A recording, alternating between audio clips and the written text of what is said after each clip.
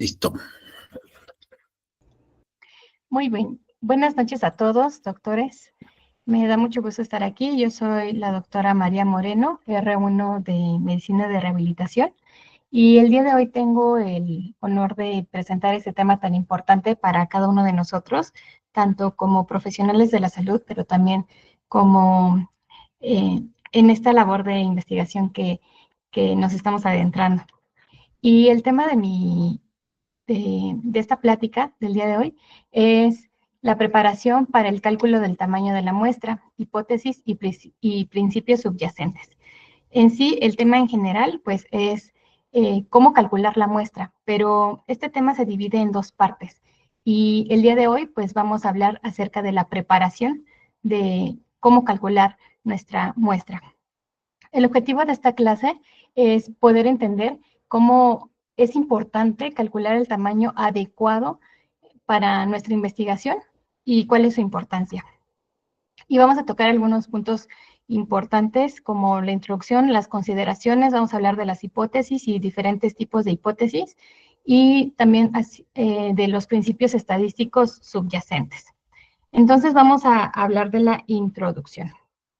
¿Alguna vez ustedes han leído un encabezado o algún artículo que llame su atención y que no saben si creerle o no? Por ejemplo, un encabezado como hacer crucigrama todos los días disminuye el riesgo de demencia. Y eso suena muy interesante. Y entonces, si nosotros no evaluamos esa información, podemos caer como en la trampa de querer hacer muchos crucigramas todos los días para que no tengamos demencia. Pero, ¿en qué se basa esa información que nosotros leemos o que nosotros encontramos? ¿Es un avance o es una casualidad? Y esa es la importancia de que nosotros podamos comprender un estudio y podamos desentrañarlo cuando leemos un artículo o cuando queremos emprender la labor de hacer una investigación. El tamaño de la muestra es muy, muy importante porque este tamaño nos va a permitir a nosotros determinar el número adecuado de participantes, que es crucial para garantizar la validez y la eficiencia del estudio. Si nosotros tenemos una muestra demasiado pequeña, nuestro estudio puede fracasar y la respuesta puede ser que no alcancemos una respuesta adecuada porque pues fueron muy poquitos pacientes en este caso. Y si nuestra muestra es demasiado grande, entonces pues va a resultar más difícil y más costoso de lo necesario. A veces pues vamos a invertir más de lo necesario para nuestro estudio. Entonces por eso es muy importante calcularlo adecuadamente. Y nosotros debemos de calcular este tamaño de la muestra al inicio, y eso es una clave importante y por eso lo puse aquí con asterisco. Calcular tempranamente en la fase de diseño para que nuestros resultados pues puedan ser objetivos y no nos demos como lugar a los engaños estadísticos. Entonces, es importante que lo calculemos desde el principio. Y para eso tenemos algunas consideraciones importantes. Dentro de estas consideraciones, pues bueno, para que nosotros podamos calcular adecuadamente una muestra, pues depende de nuestras suposiciones. Y estas suposiciones, pues las llamamos hipótesis. Y hay fórmulas matemáticas para que lo podamos hacer. Entonces, nosotros como investigadores, pues vamos a tener un punto de partida. Cuando nosotros vamos a hacer una investigación, no buscamos cosas al azar o conexiones al azar, sino que nosotros sometemos a juicio una idea específica y actuamos como jueces, ¿no? Porque eso nos permite crear una hipótesis. Entonces, ¿qué es una hipótesis?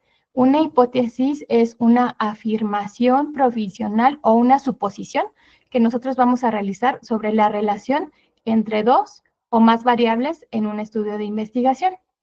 Entonces, la hipótesis es muy importante porque es nuestro punto de partida para que podamos iniciar la investigación. Nos ayuda a reformular nuestra pregunta de investigación y va a resumir la hipótesis los elementos claves como nuestros pacientes, en este caso la muestra, cuáles son nuestras variables predictivas y nuestras variables de respuesta. Y es muy necesario que nosotros realicemos esta hipótesis en estudios comparativos. Leí que en estudios descriptivos no es tan necesario, ¿ok? ¿Y cómo puedo hacer una buena hipótesis? ¿Cuáles son las características? Y esto es muy importante porque nuestra hipótesis debe estar basada en una buena pregunta y nuestra hipótesis tiene que tener 3 puntos importantes. La primera debe ser sencilla, la segunda debe ser específica y la tercera, que ya habíamos comentado, debe de formularse anticipadamente, es decir, antes de que iniciemos nuestra investigación. Entonces, ¿a qué nos referimos con sencilla? Con sencilla versus compleja. Nos referimos a sencilla cuando nuestra hipótesis pues tiene una variable predictiva y una respuesta. Por ejemplo, un estilo de vida sedentario tiene que ver con un riesgo de proteinuria. Ahí estamos viendo una causa y un efecto. Si tú eres sedentario, entonces tú tienes riesgo de proteinuria. Y esa es una fórmula, una hipótesis sencilla, ¿ok? Ahora, ¿cómo sería una hipótesis compleja? Pues una hipótesis compleja pues tiene más de un predictor y se van a abordar más variables o más hipótesis. Ahora, vamos a hablar acerca de la especificidad contra ser impreciso. Una buena hipótesis no debe de ser ambigua, debe de tener cuáles van a ser nuestros participantes, cuáles van a ser las variables y también tenemos que usar definiciones operativas que sean concisas, que no quede lugar a dudas. Y aquí podemos utilizar diferentes tipos de variables, como las dicotómicas, las continuas y las categóricas. Una variable dicotómica, como ya la habíamos visto, pues es aquella que, bueno, al principio, una variable pues es una característica, una cualidad, un fenómeno que puede adoptar diferentes valores. Ahora, una variable dicotómica, pues es aquella que tiene dos valores, sí o no, o negro o blanco, o masculino o femenino. Una continua, pues es aquella que ya también es llamada como cuantitativa. Y en esta, pues ya la podemos cuantificar como tal, ¿no? La temperatura, el peso, la talla, o las categóricas son las tipo cualitativas, que son ya más nominales, que puede ser el género, el color de pelo, por ejemplo, o calificaciones como bueno, regular o malo. Entonces, cuando nosotros hacemos una hipótesis, es importante que podamos decir, el tipo de pacientes, la edad, y ya vamos agregando un tipo de variables, ¿ok? Y también otra característica de una buena hipótesis es que pues esta se realiza anticipadamente y es lo que estamos haciendo nosotros en este tipo de clases, porque conforme estamos viendo en la presentación de nuestros compañeros R3, pues vemos cómo ellos escriben su pregunta, sus antecedentes, pero también redactan unas hipótesis que ya, aunque no hayan hecho el estudio, pero ya están haciendo suposiciones para que puedan poner o someter a prueba a través de sus estudios. Entonces, aparte de esto, tenemos diferentes tipos de hipótesis. La hipótesis nula, la alternativa, unilateral contra bilateral y las principales y las secundarias. Vamos a hablar de la hipótesis nula. La hipótesis nula propone que no hay diferencias entre los grupos que se comparan o que no existe asociación entre la variable predictiva y de respuesta en la población. Por ejemplo, tomando el ejemplo de un estilo de vida sedentario te lleva a proteinuria. En nuestra hipótesis nula sería más o menos como, no tiene efecto, no tiene nada que ver ser sedentario con tener proteinuria.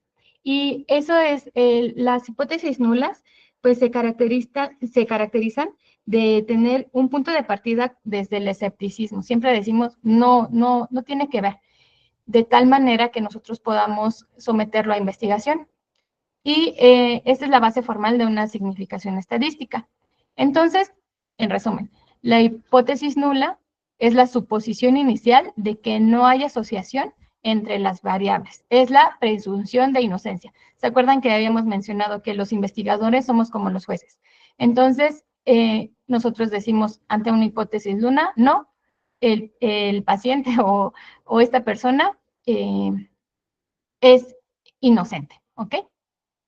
Entonces nosotros como fiscales o como investigadores, pues vamos a reunir esas pruebas para intentar rechazar la hipótesis nula de no asociación, para someter a prueba esta. Entonces, si nosotros habláramos así como tipo juicio, estos serían como el resumen, ¿no? La hipótesis nula es la presunción de inocencia y decimos, no, no tiene nada que ver este factor de riesgo con este resultado. La hipótesis alternativa, que es el otro tipo de hipótesis, es la acusación. Ahorita vamos a hablar de estas variantes, que es el nivel de significación alfa y los errores de tipo 1 y tipo 2. Pero así como los jueces pueden cometer errores, nosotros como investigadores también los podemos cometer y podemos cometer error tipo 1, que es decir, que condenamos erróneamente, o error tipo 2, que le damos una absolución errónea. Y eso es la hipótesis alternativa o también conocida como H1. Es cuando se acepta por defecto si la prueba de significación estadística rechaza la hipótesis nula. Es decir, que propone que sí existe una asociación o una diferencia. En este caso, con el ejemplo que hablábamos del sedentarismo, sí existe una relación del sedentarismo con proteinuria. Entonces ahí estaríamos hablando de una comprobación de una hipótesis alternativa. En resumen, esta hipótesis alternativa habla de diferencias entre grupos, se acepta si se rechaza la hipótesis HO o la nula, y esta puede ser unilateral o bilateral. ¿Y qué es eso de unilateral contra bilateral? Bueno, unilateral quiere decir que es específica en su dirección de asociación. Por ejemplo, un nuevo fármaco aumenta el riesgo de exantema. Entonces, en nuestra investigación, nosotros estamos buscando que el fármaco tal o, digamos, el ejercicio tal aumente el riesgo de tal resultado.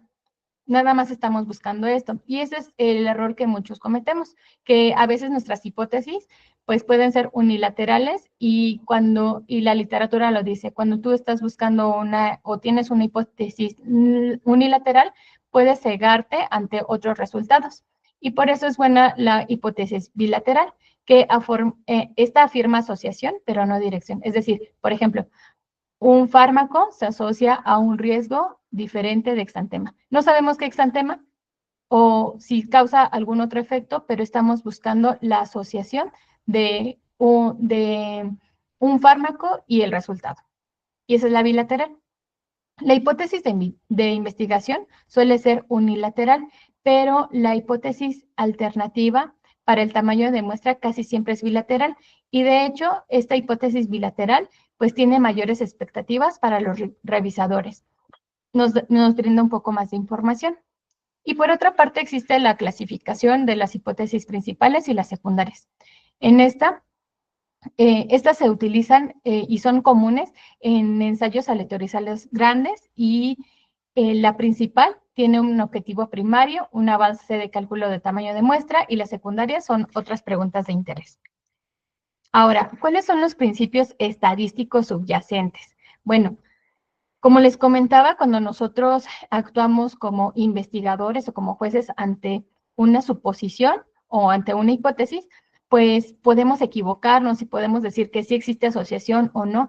Entonces, a esto se le conocen como errores y existen los errores de tipo 1 y de tipo 2. Los errores de tipo 1 también se les conocen como los falsos positivos. ¿Por qué se conocen así? Porque quizás nuestra hipótesis no fue aceptada o nuestra hipótesis nula no se confirmó y entonces podemos condenar a un inocente.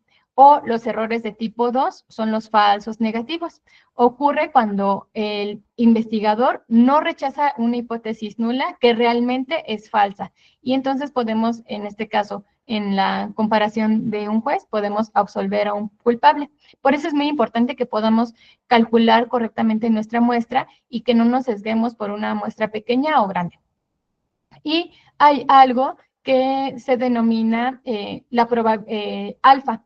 Esta alfa es la probabilidad máxima de cometer errores. O sea, sí podemos cometer errores, pero no tantos. Los que podemos cometer son el 5%, ¿ok? Y aquí les puse un cuadrito. Entonces, si nuestro estudio dice que sí hay relación de lo que estamos comparando y en realidad sí hay asociación, entonces pues nuestra inferencia es correcta. Pero, ¿qué pasaría si nuestro estudio dice que sí, pero la realidad es que no? Entonces, es que hay un error de tipo 1, es decir, un falso. Pero si nuestro estudio dice que no y la realidad dice que no, entonces también nuestra inferencia es correcta, pero si nuestro estudio dice que no y la realidad de los datos dice que sí, entonces es un error de tipo 2, un falso negativo. Y hay algo que se conoce como potencia 1 menos beta. Y esta potencia es la probabilidad de rechazar correctamente la hipótesis nula en la muestra si el efecto real en la población es igual o mayor de la magnitud del efecto. ¿Cómo hacemos esto? Bueno, comúnmente beta se establece como 0.20 y entonces la potencia sería un 0.80 o un 80%. Y también es importante tener en cuenta esto, la minimización de los errores. Idealmente alfa y beta deben de ser cercanos a 0. Ya veíamos que alfa pues está en 0.05, es un error muy pequeño. Entonces nosotros para que podamos alcanzar estos y ser cercanos tendríamos que reducirlos y eso requeriría aumentar el tamaño de la muestra. Y por eso es importante que podamos calcularla correctamente para que no sea tampoco un tamaño muy grande y sea innecesariamente costoso. La magnitud del efecto. Esta magnitud del efecto se refiere al tamaño real de la asociación de la población que el investigador desea detectar. Si esta magnitud es grande, sería más fácil detectarla en la muestra y la elección de magnitud del efecto es arbitraria y está influenciada por condiciones de viabilidad. Entonces, si hay hipótesis múltiples, el tamaño de la muestra debe basarse en la hipótesis que necesite la mayor muestra. Y hay algo que conocemos como variabilidad. Y esta variabilidad se refiere a la dispersión de las variables. Es decir, que podemos tener tantas variables, pero cuanto mayor variabilidad, va a ser más difícil demostrar una diferencia entre nuestros pacientes, en este caso, o entre los datos.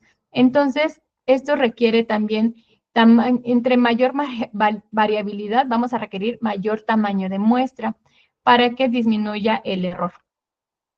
Y tenemos también algo que se llama el valor de la probabilidad o el valor de P. Y eso lo hemos escuchado mucho y lo hemos leído también mucho en los artículos.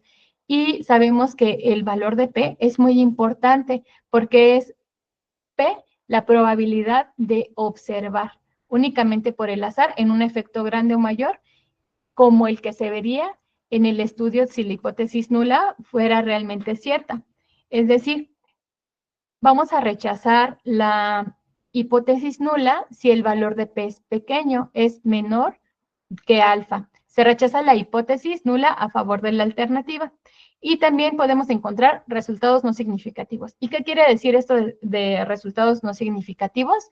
Significa que un valor de P es mayor que alfa.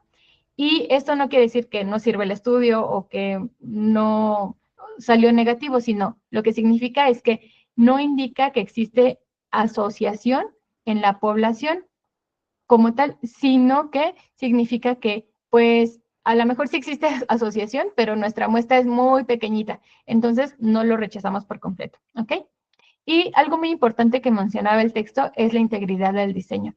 No es correcto cambiar nuestras hipótesis, porque conforme vamos realizando el estudio, quizás nos vamos encontrando más datos y en estas hipótesis bilaterales o unilaterales se podrían cambiar o podríamos tener como la tentación de cambiarlo, pero no sería ético. Más bien, estos hallazgos que encontremos podrían formar parte de nuestras posibles brechas para posibles estudios posteriores. Y esto es de lo que les hablaba. Hay una fórmula que se llama, o bueno, algo que se llama ajuste de Bonferroni, y este es un método para contrarrestar el riesgo de falsos positivos. Y esto se surge de dividir el nivel de significación. Entonces, se va a dividir el nivel de significación, por ejemplo, del 0.5 por el número de hipótesis comprobadas. Es un ajuste que lo vamos a ver posteriormente, pero nos ayuda a disminuir el riesgo de falsos positivos, porque dijimos que podíamos tener errores, ¿no? Y en conclusión, la planificación del tamaño de nuestra muestra es muy importante porque nos permite determinar y hacer realmente nuestra hipótesis, que es el pilar, es el cimiento de nuestra investigación. Y tener una hipótesis clara con las características que dijimos, sencilla, específica y hacerla de manera anticipada, nos permite también tener una base para que podamos eh, evitar lo más posible cometer errores tipo 1 y tipo 2 y poder calcular correctamente pues la magnitud del efecto, etcétera. Y aunque las matemáticas subyacentes pueden ser complejas, pues es importante que nosotros podamos realizarlas para poder encontrar el tamaño de muestra indicada para nuestro estudio que vamos a realizar. Entonces, ante un hallazgo significativo o cuando nos encontramos ante estos encabezados que parecen muy emocionantes, pues hay que hacernos la pregunta, ok, hacer un crucigrama todos los días disminuye el riesgo de la demencia, pero ¿cuál era la hipótesis original? Muchas veces vemos los resultados, vemos el valor de P, pero creo que algo importante que yo rescato de este tema es conocer cuál era la hipótesis de los estudios para ver qué concluyeron a través de sus estudios. Y eso es todo. Muchas gracias. Bien,